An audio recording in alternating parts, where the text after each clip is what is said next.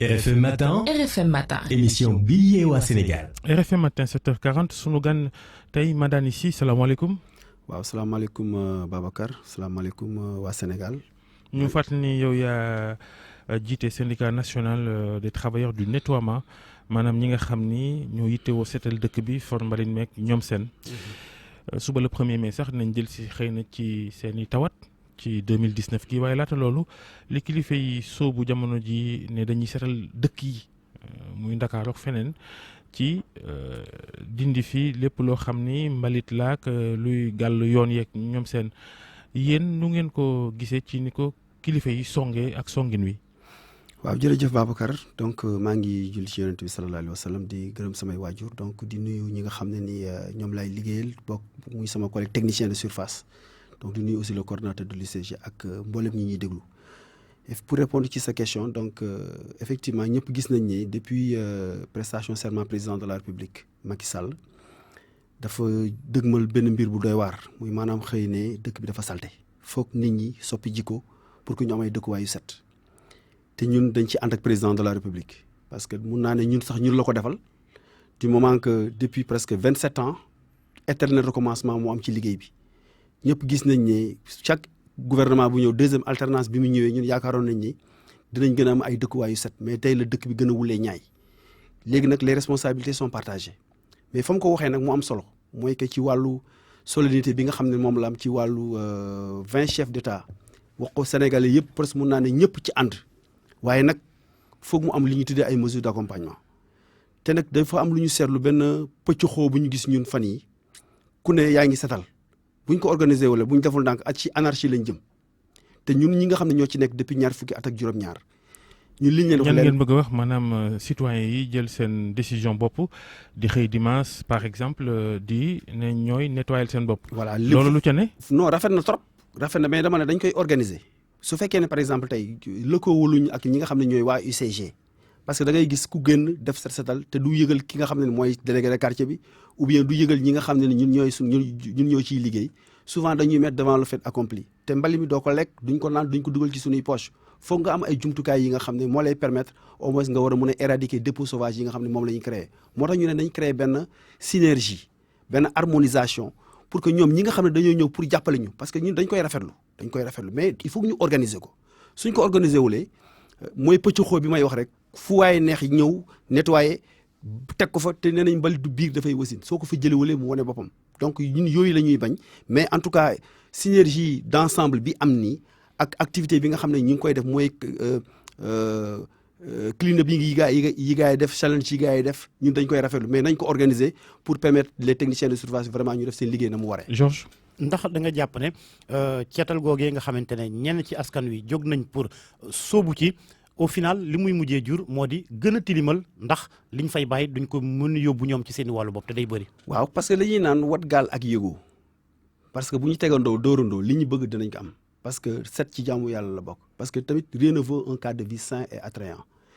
te li tax ma ne nañ ko organiser parce que ñun ñi nga xam ne ñoo ciy liggéey ñu ngi liggéey ak ay concessionnaires. tey par exemple tey bu fekkee ni da nga war a jël ay dépôt sauvage foog nga am ay camion ou bien nga gis ay concessionnaire yow la war a wutal ay pelle mécanique ñu éradiquer yenn gravats yi nga xam ne dañ fay këpp mbalit looloo tax ma ne nañ ko organiser parce que suñ ko organiser wulee dañuy dem ba en fin de compte dañuy gën a tilimal sa dëkk bi te yaakaar naa ni am na ñoo nga xam ne ni ñëw nañu vraiment pour jàpp ci mais am na ñoo xam ne leneen moo leen ci andi parce que ñun dañu ne ñun du ñu accepter ñu politiser li nga xam ne mooy suñu liggéey parce que dañoo gis ni depuis. mais loolu kay gouvernement bi ngeen ci war a wax ndax ñoom gaa mooy seen yéene waaye dafa xaw a xumb nag gis ministre yi caméra yi topp leen ñu wax seen i simis di rato ko ñoom seen est-ce que li nga wax noonu gënul am solo maanaam sumb ko baax na waaye mesure d'accompagnement ci war a topp ñu jublu ci gaaw ba duñ fi ñëwaat naan nañ setalaat. voilà très bien parce que xam nga bu président demee ba wax zéro déchet. moi je pense que zéro déchet warul nekk benn concept rek ou bien benn slogan zéro déchet dafa nekk vision zéro déchet dafa nekk démarche zéro déchet dafa nekk ay stratégie yoo xam ne dañ ko war a mettre à court moyen et long terme parce que tamit bu fekkee ni amul harmonisation des efforts ñi nga xam ne ni aussi mooy autorité centrale bi nga xam ne ni ñoom ñoo yor les moyens parce que ñëpp xam nañ ne nettoiement compétence transfert la ci collectivités locales yi mais lii lépp lu ñu seetlu mooy que collectivités locales yi amuñu moyen amuñu xaalis dañ lay wax naan état bi daf ñoo décentraliser les problèmes mais dafa garder les moyens financiers et je pense que aujourd'hui bu fekkee ni tey bëgg nañ setal li ñu war a njëkk a def d'abord mooy valoriser les techniciens de surface parce que sans la valorisation des techniciens de surface ay liggéeykat yu walaakaane ngay am ay liggéeykat yoo xam ne ni tey dinañ liggéey ba dee du ñu jëriñu te ñun dama yaakaar ne tey li nga xam ne ni moo nekk ci wàllu xaalis bi moo nekk ci wàllu jumtukaay dañoo war a mettre les travailleurs dans les conditions de performance une mission des moyens te moyens yooyu aussi tamit ñu ngi koy yàgg di jooy ba tey nag ñu yaakaar ni président de la République loxo bi mu ñu tendre ni mun naa ne ñun la ko defal du moment que dañ ko yàgg xeex li may faral di wax tout le temps ni saa yu ñu war a dem ba war a raay kaaba gi ñu ne ñu dëpp leen dëpp bu dul jeex ay yaakaar yu tas les travailleurs sont fatigués gis nga wax ju rëy jooju dem si yàlla Kéba Mbaye waxoon président Abdou Diouf ne ko les Sénégalais sont fatigués mais les techniciens de surface sont fatigués et yaakaar naa ne loolu tey li président de la République war def nii mesure d'accompagnement bi mooy fexe ba yokk salaire travailleurs fay leen ay salaires yu décent fexe ba au moins que liggéeykat ku la gis ñaata la ñi for mbalit mi te nekk ci sa syndicat ak yeneen syndicat liggéeykat yëpp yëngu ci wàllu woowu lu nuy fayeeku waaw mais loolu dinaa parce que chaque fois saa yu ma ko doon wax te technicien dañ may ñaan ne ma Madani par respect ak li ñuy fayeeku je voudrais que au moins nga wax ni ñun ñi nga xam ne ni ñoo nekk ci liggéey bi surtout les techniciens de surface ils ont des salaires de misère c'est jaru sama koy tudd mais su ma nee salaire de misère. jàngoro tam boo ko dul wax du faju. mais ñëpp xam nañ li ñuy fay ko parce que technicien de surface bi ñoom ñooy le maillon le plus essentiel du dispositif man nekkoon naa technicien de surface gis naa li ñuy daj puanteur bi stigmatisation bi. pression bi da ngay dem en fin ko dañuy jàppee sax benn nit ku ñàkk nit koo xam ne par exemple yow tu es toujours en permanence en danger parce que liggéey ci mbalit kàttan la ay xel bu dal loo am kàttan bu sa xel dal sa liggéey du mën a barkeel donc je pense que tey. les moyens financiers ak moyens matériels dafa war a dem ci ayants droit yi muy les techniciens de surface. ndax da nga jàpp ne bi njiitu réew mi yëkkee kàddoom yooyu ci lu jëm ci setal réew mi dañoo dëpp mbir mi. voilà xam nga dëpp mbir weesuwul ñu ci tubaab di wax mettre les charrues avant les bœufs. sànq nee naa la concept zéro déchet c'est des stratégies à court moyen long terme. ak jumtukaay yi nga xamante ne ñoom ñëpp ñu ngi koy utiliser jamono ji biñ ko dooree yéen amu leen ko. non amaguñ ko parce que ñun dañoo gis ne par exemple yow nga jël ay moyens jël ñi nga xam ne ni ñoo ñëw di ñuy jàppale nga jël ay dispositions yu doy waar jox leen te travailleur bi nga xam ne depuis presque 26 ans mi ngi ci mu gis ni il est dans des conditions exécrables dans des conditions misérables mu gis ñeneen ñoo xam ne ñëw nañu malgré que ñu ngi leen di dimbale mais moyens yooyu nga xam ne sunu naataango yeneen yi ñu yor mais ñun yoruñu ko. masque sax amu leen ko. mais déggoo mën na la soo gisee mën na la les techniciens de surface sont fatigués c'est parce que dama ne xaalisu mbali bi dafa war a dem ci ñi koy liggéey nee naa la booy dem guerre foog nga am ay jumtukaay boo xoolee depuis ñaar fukki at ak juróom-benn depuis ba ma créé le syndicat de nettoiement le 15 décembre 2000 ça fait 19 ans. je ne fais que me répéter chaque jour maa ngi naan liggéeykat yi dee nañu liggéeykat yi sonn nañu parce que conditions yi mënatul dem du moment que aujourd'hui soo gisee li ñu war a xeex tey mooy fexe ba dans un premier temps mu am benn ndëpp bu mag d'abord parce que li ñu waroon def d'abord mooy que man tuddee naa ko sax les états généraux du nettoiement nga xam ne état du Sénégal dafay toog collectivité locale dafay toog UCG toog travailleurs yi concessionnaires ak la société civile ñi nga xam ne seen xel màcc na ci wàllu nettoiement ñu ne par exemple nañ def benn schéma directeur à l'horizon 2035 li lañ bëgg suñu dëkkuwaay mel mais Dakar rek du Sénégal tey suñu demee ba di méngale Sénégal Dakar wala ñu naan way Kigali c'est la ville la plus propre mais ñooñu li ñu def ba seen réew set mais mën nañ ko def fii. léegi moo tax ma bëggoon la laaj sénégalais yi tey ndax am nañ ci wàllu ñoom it ci ni dëkk bi mel ci mbalit. mu ne su ko ñàkk a wax nan nga yaakaar ni sénégalais bu nekk boo xëyee nan nga war a def pour setal. boo yoree mbalit sa kër noo koy doxalee ak ban taxawaay nga war a am ci journée bi yëpp ba mbalit mi du rogalaat ci mbedd mi. pour am loolu li may faral di wax ne dëkk bi saltewul mais ñenn nit ñi ñoo salte mbalit mi ay jinne andi wuñ ko fi ay nit ñoo ko fa teg li gën a élémentaire sax amul ci yenn population yi muy li ñu am li ñuy tuddee une poubelle réglementaire xamuñu sax luy poubelle réglementaire fi ñuy def mbalit mi sax mbalit la ay saako yu tooy xepp ay carton yu tooy ba pare souvent dañuy xeex ak yow. xeex agent yi pour que nga delloo leen seen bagage yooyu dañ koy dugalaat seen kër maanaam ñi ngi jëlaat ay germes ak ay bactéries di ko dugalaat seen i biir kër loolu déjà benn. boo amee mbalit bu tooy noo ko war a def. mais nit ñi déjà xamuñu luy ordures ménagères non ménagères chimique biochimique gravat mais tey li ñu gën a sonal mooy l'absence de tri sélectif maanaam mbalit mi tey dañ ko war a segg xel jël bu tooy bi ber ko jël bu wow bi ber ko jël ordures ménagères may lekk yi ñu jël mais da ngay gis par exemple def ko ci ay mbuus. voilà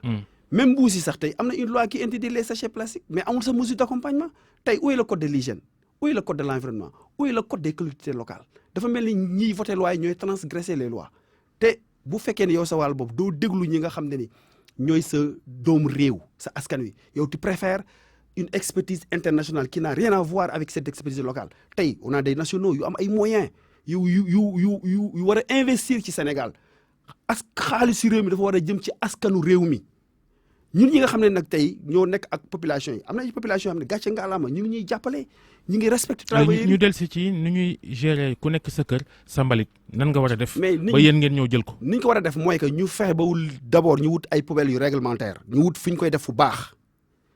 ñu def le tri même su fekkee ni par exemple poubelle réglementaire mooy lan pôle mbalit pôle yi nekk ci kër yi baax na non am nay pôle yu bëri yooyu sa du pôle yooyu mbalit la ay paan yu xar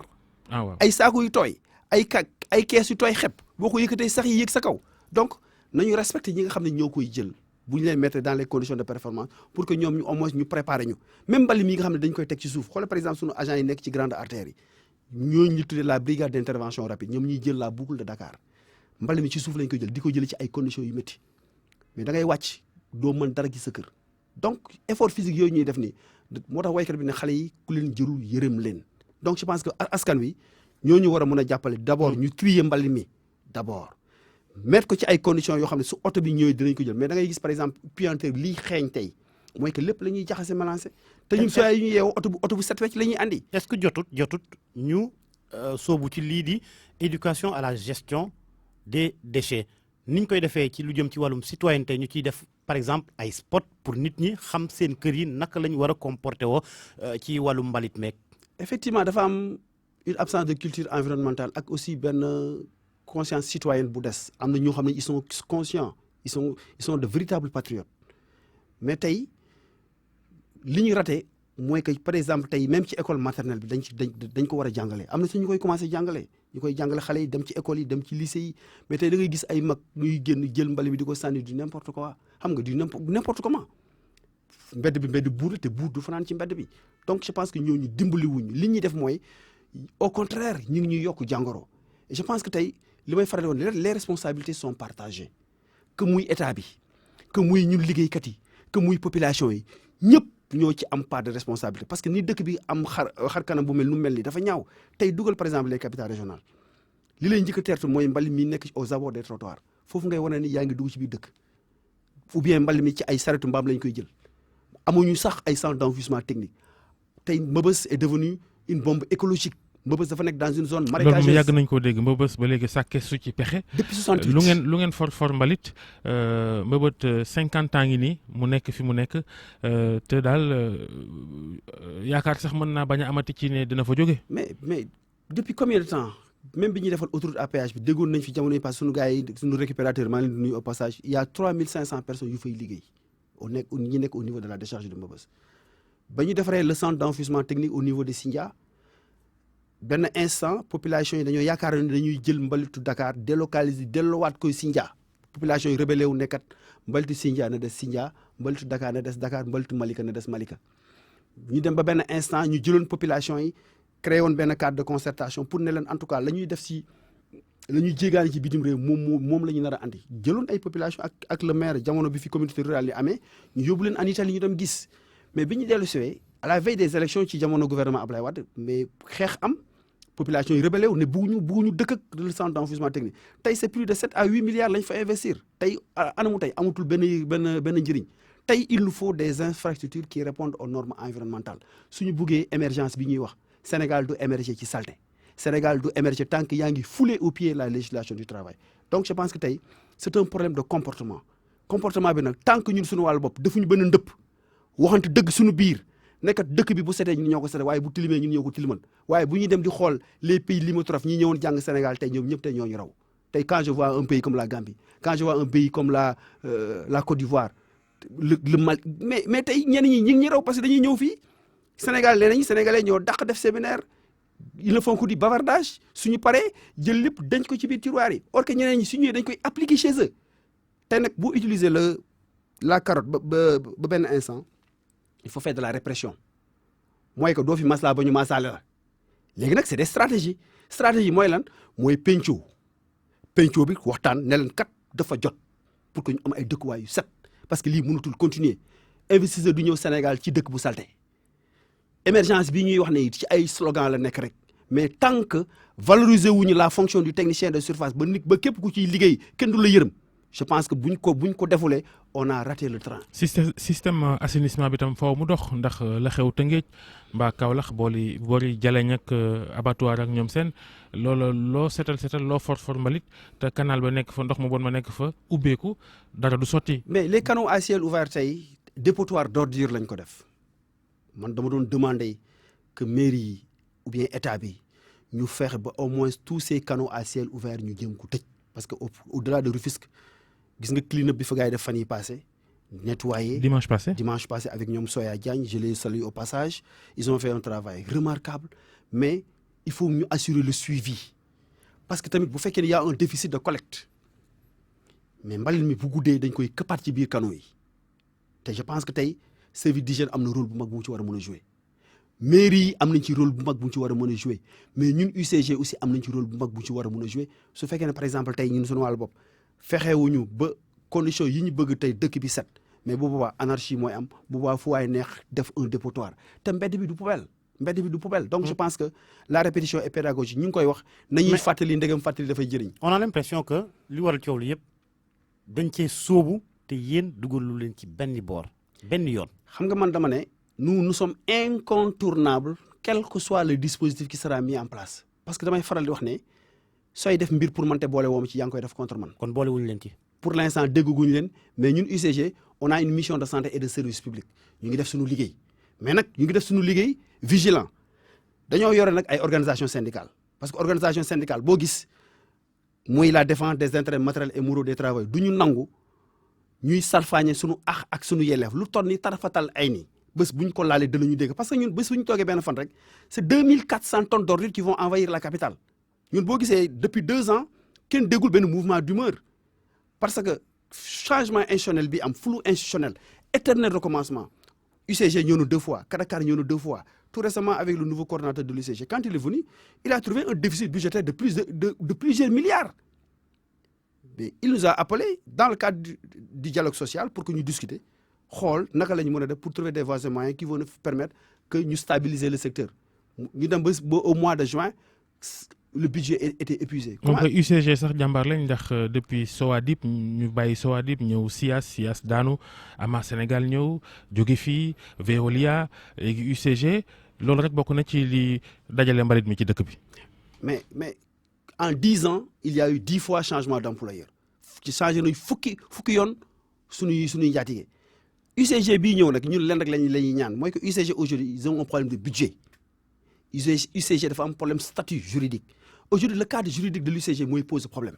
faut que état bi soit trouver ay solutions yuy permettre tey UCG soit nekk agence pour que ñun ñi nga xam ne ñoo ciy liggéey ñu war a mën a sàmm suñu àq ak suñu yelleef donc pour terminer Babacar benn mbir rek laa bëggoon nga may ma